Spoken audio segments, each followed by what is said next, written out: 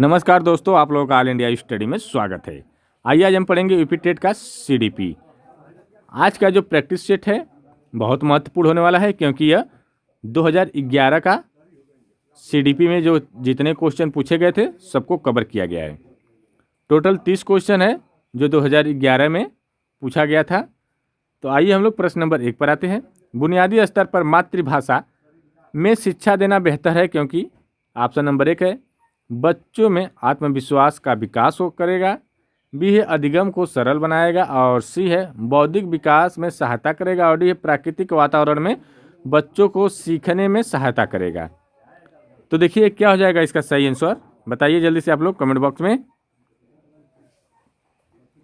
मातृभाषा में शिक्षा देना क्यों बेहतर होता है? देखिए, मातृ शिक्षा में भाषा इसलिए देना बेहतर होता है कि बच्चे के जो आसपास वातावरण है उसमें क्या होता है, बच्चा जल्दी सीखता है। ठीक ना? तो इसका सही जवाब हो जाएगा प्राकृतिक वातावरण में बच्चों को सीखने में सहायता करेगा। तो ऑप्शन नंबर डी करेक्ट हो जाएगा। प्रश्न नंबर 2 देखेंगे। श्यामपट्ट पर लिखते समय सबसे महत्वपूर्ण क्या है? ऑप्शन नंबर 1 अच्छी लिखावट, बी है लेखन में अस्पष्टता, और सी है बड़े अक्षरों में लिखना, और डी है छोटे अक्षरों में लिखना। तो देखिए, अगर श्यामपट्ट पर लिखाया जा रहा है तो इसका मतलब ये नहीं है कि बड़ा बड़ा लिखिए या छोटा छोटा लिखिए, इससे मतलब नहीं होता है, इससे कोई संबंध नहीं है। ऐसा लिखना है कि अस्पष्ट हो, ठीक ना, लिखने में अस्पष्टता, स्पष्ट रूप से लिखा हो। तो इसका सही जवाब क्या हो जाएगा? ऑप्शन नंबर बी करेक्ट हो जाएगा। ठीक है। प्रश्न नंबर 3 देखेंगे। आपकी कक्षा में एक छात्र देर से आता है तो आप क्या करेंगे? तो ऑप्शन ए दिया है उसके अभिभावकों को सूचित करेंगे, बी है उसे दंड देंगे, सी करा है कारण जानने की चेष्टा करेंगे, और डी है उस पर कोई ध्यान नहीं देंगे। देखिए, इसमें क्या है ना, अगर बच्चा देरी से आ रहा है स्कूल तो उसको पीटेंगे क्या? नहीं, पीटेंगे नहीं। अक्सर लोग पीट देते हैं बच्चों को कि क्यों लेट आया है। पहले वो जानेंगे कारण, अगर डेली डेली आ रहा है तब उसकी आदत हो गई, तब उसको दंड देंगे तभी टाइम से आएगा। ठीक ना? लेकिन एक दिन हो गया, 2 दिन हो गया, ऐसे हो गया, तो उसको जानेंगे क्या कारण था, क्यों लेट आए हो बेटा, तो बताएगा अपना कारण ना।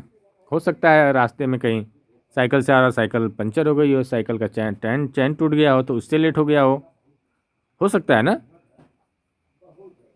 तो कारण जानने की चेष्टा करेंगे। तो ऑप्शन नंबर सी करेक्ट हो जाएगा। प्रश्न नंबर अगला देखेंगे।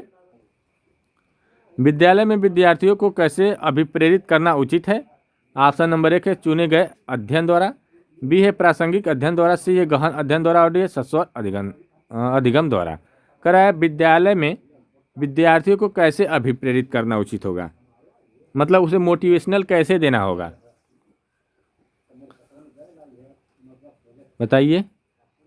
तो देखिए, जो मोटिवेशनल देने का बात है, मोटिवेट करने की बात है, तो उसमें क्या करेंगे, वह प्रासंगिक अध्ययन कराएंगे। ठीक ना? देखिए, प्रासंगिक का मतलब होता है कि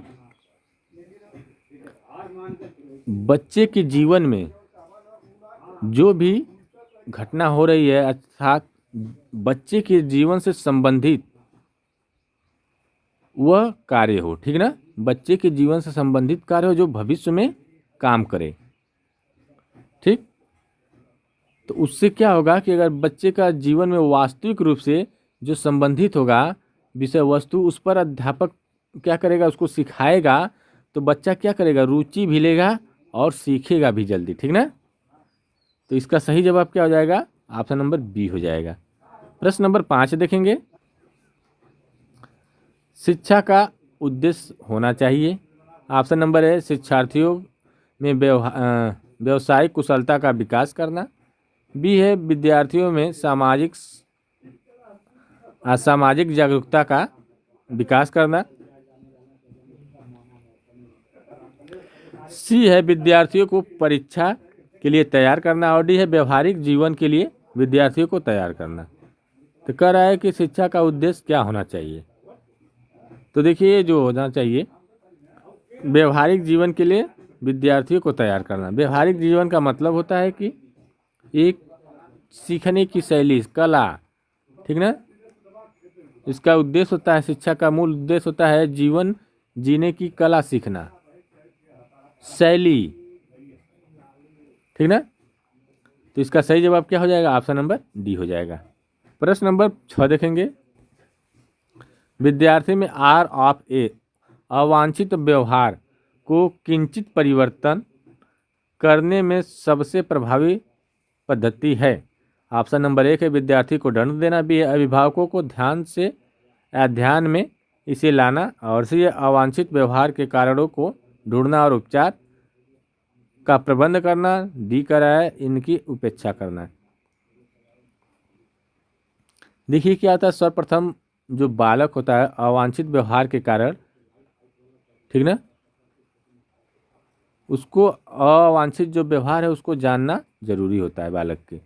उसके बाद उसके क्या करेंगे, उसके कारणों और समस्याओं के उपचार के लिए प्रबंध करेंगे, ठीक। तो इसका सही जवाब क्या हो जाएगा? ऑप्शन नंबर सी हो जाएगा। प्रश्न नंबर 7 देखेंगे। आपको शिक्षक दिवस पर कुछ विद्यार्थी ने एक बधाई पत्र भेजा, आप क्या करेंगे? तो ऑप्शन नंबर 1 है कुछ नहीं करेंगे, बी करा है धन्यवाद करेंगे, सी करा है उन्हें पैसा की बर्बादी नहीं करने के लिए बोलेंगे, और डी करा है उन्हें बदले में शुभकामनाएं देंगे। तो शुभकामना जानते हो कब दी जाती है? बताइए तो।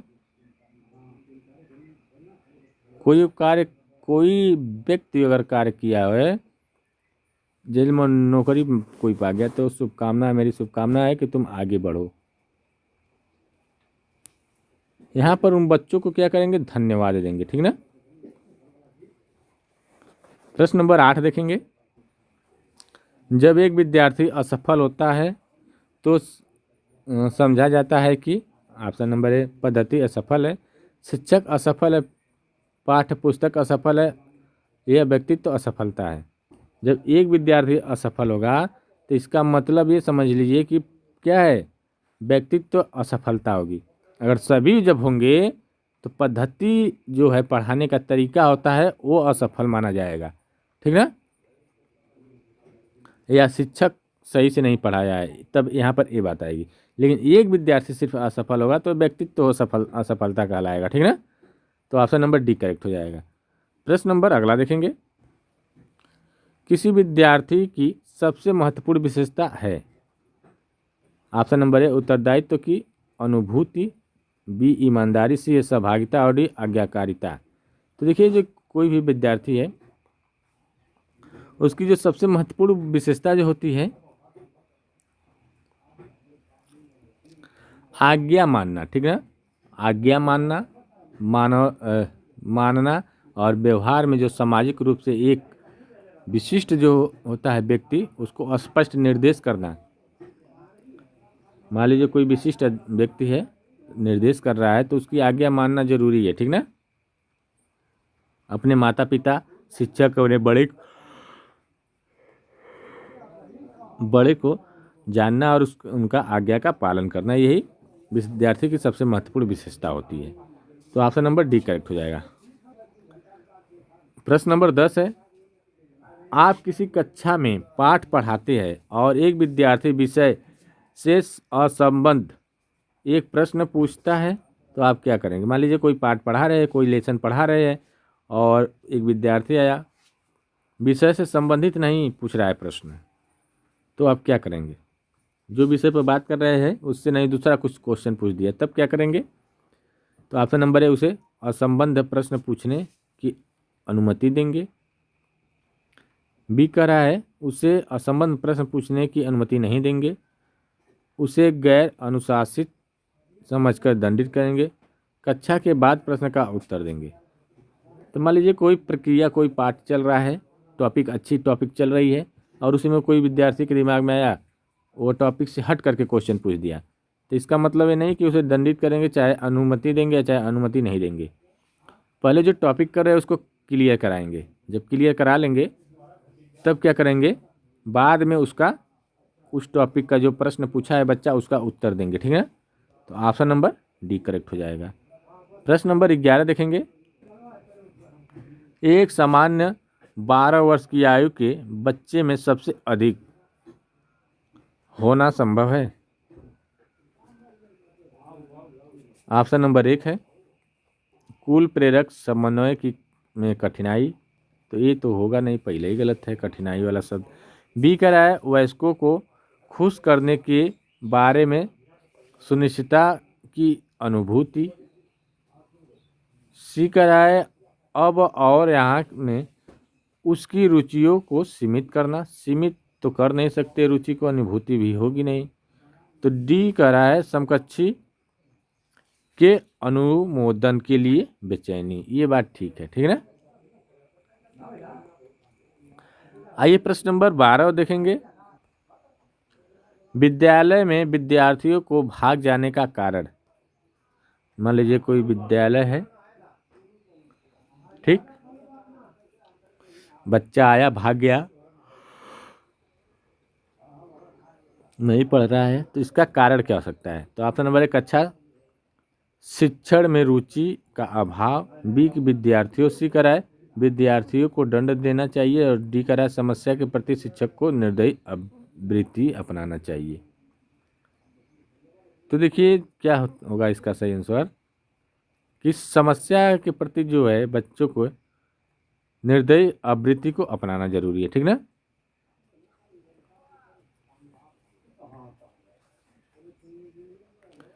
और देख लीजिए इनका अगर विद्यालय से विद्यार्थी भाग रहा है तो उसका कौन कौन सा कारण हो सकता है। तो पहला कारण ये भी हो सकता है कि छात्र की समस्याओं के प्रति शिक्षकों की असंवेदन और जो असंवेदनशील रवैया होती है, इसके कारण भी विद्यालय में वातावरण का अप्रजातांत्रिक स्वरूप, मतलब उसमें क्या होता है विद्यालय में जो होता है वातावरण जो है उस माहौल का नहीं हो, प्रजातांत्रिक नहीं है, जो स्वतंत्र नहीं है, जात का अभाव है, भेदभाव का अभाव है, तो वहाँ से भी बच्चा भाग सकता है। छात्र में सुरक्षा की भावना का अभाव, मान लीजिए छात्रों में सुरक्षा न हो, बार बार मारता हो, कोई छात्र उसको मारता हो और कोई एक्शन न होता हो, ठीक ना, ये सब कारण हो सकते हैं। तो इसका सही जवाब क्या हो जाएगा, डी वाला। प्रश्न नंबर अगला देखेंगे। विद्यार्थियों में भ्रम की स्फूर्ति का विकास करने के लिए ऑप्शन नंबर 1 है शिक्षक अपने ही श्रम में प्रवृत्ति दिखाएगा, बी है शिक्षक भ्रम के महत्व पर व्याख्यान करेगा, सी है समय समय पर विद्यार्थियों को श्रम करने का अवसर देना पड़ेगा, और डी है विद्यार्थियों को श्रम करने वाले लोगों का उदाहरण देना पड़ेगा। देखिए उदाहरण से कोई मतलब नहीं है, और व्याख्या बार बार करेंगे तो उससे थोड़ी ना होगा। देखिए समय समय विद्यार्थियों को श्रम करने का अवसर देंगे, जब बार बार उसको मौका देंगे तभी क्या होगा, भ्रम जो होगा खत्म होगा, जो श्रम होता है वो खत्म होगा। प्रश्न नंबर 14 देखेंगे। बाल विकास की परिभाषा का अध्ययन क्षेत्र है जो ऑप्शन नंबर 1 है मानवीय सामर्थ्यों में परिवर्तन का परीक्षण करना या परीक्षण करता है, बी कह रहा है जीवन अवधि के दौरान व्यवहार की व्याख्या ढूंढना, सी है बच्चों की वयस्क तथा वरिष्ठ नागरिकों के साथ तुलना करेगा, डी कह रहा है किसी बच्चे के संज्ञानात्मक सामाजिक और दूसरे सामर्थ्यों के क्रमिक विकास के लिए उत्तरदायी होना। तो ऑप्शन नंबर इसका डी करेक्ट हो जाएगा। प्रश्न नंबर 15 देखेंगे। प्राथमिक शिक्षक के लिए बाल मनोविज्ञान का ज्ञान आवश्यक है क्योंकि ऑप्शन नंबर 1 है यह बच्चों को अनुशासित बनाने में सहायता करता है, बी है परीक्षा में परिणाम में उन्नति होती है। सी कह रहा है यह बच्चों को अभिप्रेरित करने के लिए सुविधाजनक तरीका बन जाता है। और डी है यह बच्चों के व्यवहार को समझने में शिक्षक की सहायता करता है। क्वेश्चन कर रहा है कि प्राथमिक शिक्षक के लिए बाल मनोविज्ञान का ज्ञान आवश्यक क्यों है। तो देखिए इसमें क्या है, बच्चों के व्यवहार को जानना और समझना होता है जो है, उसमें बच्चे शिक्षक क्या करते हैं, सहायता करते हैं। ठीक ना, तो ऑप्शन नंबर डी करेक्ट हो जाएगा। प्रश्न नंबर 16 देखेंगे। मानवीय मूल्यों जो प्राकृतिक में सार्वत्रिक है के विकास का अर्थ है। ऑप्शन नंबर 1 मतारोपण, अंगीकरण, अनुकरण, अभिव्यक्ति। मानवीय मूल्यों का जो प्राकृतिक में सार्वत्रिक है मतलब है, सब जगह है, तो इसका मतलब क्या हो जाएगा, यह अंगीकरण, जो अंगीकरण है, तो ऑप्शन नंबर बी करेक्ट हो जाएगा। प्रश्न नंबर 17 देखेंगे। अपने विद्यार्थियों को समझने के लिए एक शिक्षक में अच्छी जानकारी होनी चाहिए। ऑप्शन नंबर बाल मनोविज्ञान की, बी है बच्चों को समझने की प्रवृत्ति की, सी है विषय वस्तु के प्रति विद्यार्थियों के मत की, और डी उपरोक्त सभी की। देखिए तो बाल मनोविज्ञान की होनी ही चाहिए, बच्चों को समझने की प्रवृत्ति भी होनी चाहिए, विषय वस्तु के प्रति विद्यार्थियों के मत की भी होनी चाहिए, तो ऑप्शन नंबर डी करेक्ट हो जाएगा इसका। प्रश्न नंबर अगला देखेंगे। निम्न में से किस स्तर में बच्चे अपने समकक्षी वर्ग के सक्रिय सदस्य बनते हैं। ऑप्शन नंबर 1 किशोरावस्था, बी है वयस्कावस्था, सी है पाक बाल्यावस्था, और डी है बाल्यावस्था। जो प्रिय बाल्यावस्था होता है इसमें जो बच्चे होते हैं सक्रिय होते हैं। ठीक ना, एक वर्ग बनाते हैं, जैसे वर्ग मतलब समूह में रहते हैं, तो ऑप्शन नंबर सी करेक्ट हो जाएगा। प्रश्न नंबर 19 देखेंगे। मनोचित्रण का मनोचित्रण का संदर्भ है। ऑप्शन नंबर 1 है अर्थग्राहता को बढ़ाने की एक तकनीकी, जोखिम भरे कार्य के लिए कर्म योजना, मका वित्त खींचना, मन के प्रकार का अन्वेषण करना। तो देखिए इसका जो सही जवाब हो जाएगा, मन के प्रकार का अन्वेषण करना ही मनोविश्लेषणात्मक कहलाता है, तो ऑप्शन नंबर डी करेक्ट हो जाएगा। प्रश्न नंबर 20 देखेंगे। प्रतिभाशाली होने का संकेत निम्न में से क्या नहीं है। विचारों में सृजनात्मकता ये तो है, दूसरों के साथ लड़ना ये थोड़ी ना होता है, अभिव्यक्ति में अनूठापन, कौतूहल, जो ये लड़ना है ना ये नहीं होगा। ठीक ना, कौतूहल का मतलब जानते हो क्या होता है, उत्सुकता।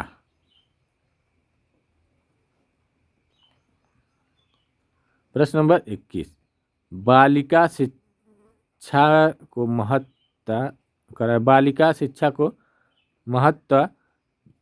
देना उचित है। कह जो बालिका शिक्षा उसको महत्व देना उचित है, क्योंकि ऑप्शन नंबर 1 है बालिकाएं बालकों से अधिक बुद्धिमती होती है, ये कोई ज़रूरी थोड़ी ना है।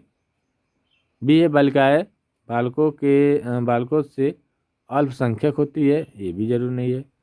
सी का अतीत में बालिकाओं को बुरी तरह से विभेदित किया जाता है, और डी करा है किसी सामाजिक परिवर्तन के नेतृत्व में केवल बालिकाएं ही समर्थन करती है, तो ये तो पहली बात है। देखिए सामाजिक परिवर्तन यहाँ पर देखिए केवल है, लेकिन आप नेगेटिव नहीं मार सकते हैं। क्यों नहीं, बालिका ही क्या करती है, समर्थन करती है। समाज को बनाने में किसका हाथ होता है, बालिकाओं का ही हाथ होता है। ठीक ना, जन्म देना बच्चों को सिर्फ बालिका ही कर सकती है। ठीक ना, अगला क्वेश्चन देखेंगे।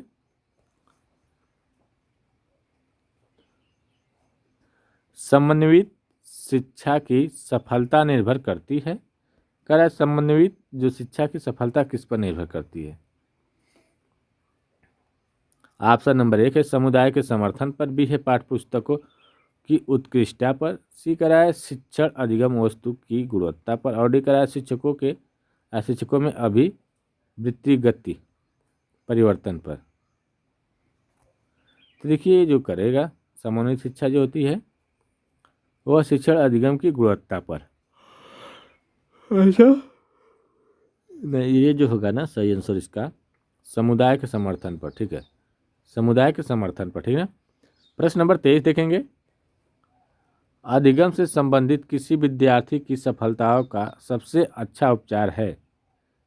कठोर परिश्रम का सुझाव, ग्रंथालय में निरीक्षित अध्ययन, निजी शिक्षण का सुझाव, निदानात्मक शिक्षण। तो देखिए जो सबसे है अच्छा निदानात्मक शिक्षण, ठीक ना।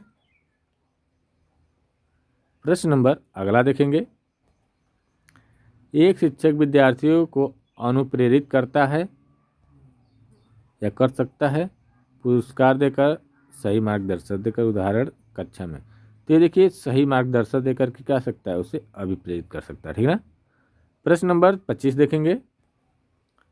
यदि कोई विद्यार्थी आपका सम्मान नहीं करता तो आप क्या करेंगे? उसकी अपेक्षा करेंगे, परीक्षा में कम अंक देंगे, उसके अभिभावकों से बात करेंगे, उसे डांटेंगे। तो देखिए जब सम्मान नहीं करेगा तो उसके अभिभावकों से बात करेंगे कि आपका बच्चा बहुत शरारती है, उसे सुधारने का प्रयास कराइए, ठीक है। प्रश्न नंबर 26 देखेंगे। शिक्षण का सत्तावादी स्तर है शिक्षक केंद्रित, छात्र केंद्रित, प्रधानाध्यापक केंद्रित, अनुभव केंद्रित। तो देखिए जो शिक्षण का जो सत्तावादी स्तर जो होता है वह जब सत्तावादी वाली बात आएगी तो वह शिक्षक केंद्रित हो जाएगा, ठीक ना। तो ऑप्शन नंबर 1 करेक्ट हो जाएगा। प्रश्न नंबर 27 देखेंगे। चरित्र का विकास होता है इच्छा शक्ति द्वारा, बर्ताव एवं व्यवहार द्वारा, नैतिकता द्वारा, उपरोक्त सभी के द्वारा। तो देखिए इच्छा शक्ति भी हो सकती है, बर्ताव एवं व्यवहार भी हो सकता है, नैतिकता भी। तो ऑप्शन नंबर डी हो जाएगा। प्रश्न नंबर 28 देखेंगे। निम्न में से कौन सा शिक्षण अधिगम का स्तर नहीं है? विभेदीकरण स्तर, स्मृति स्तर, चिंतनशील स्तर, समझ स्तर। तो देखिए जो नहीं है शिक्षण का स्तर वो जो विभेदीकरण स्तर, ठीक ना। आइए प्रश्न नंबर 29 देखेंगे।